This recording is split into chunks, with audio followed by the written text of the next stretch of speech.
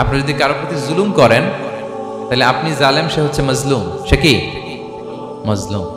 মজলুম আপনার ক্ষমা না করলে আল্লাহ তাআলা আপনার ক্ষমা করবে না। মজলুম যদি ক্ষমা না করে আল্লাহ তাআলা কঠিন কালো আপনাকে ক্ষমা করবে না।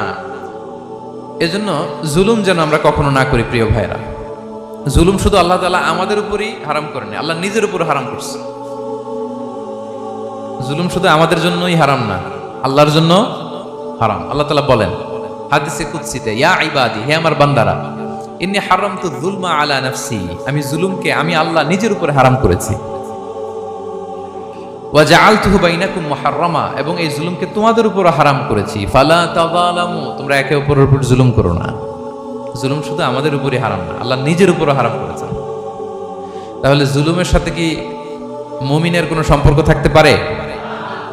পারে না। এবং আল্লাহ তাআলা কখনো কোনো বান্দার উপর জুলুম করেন না।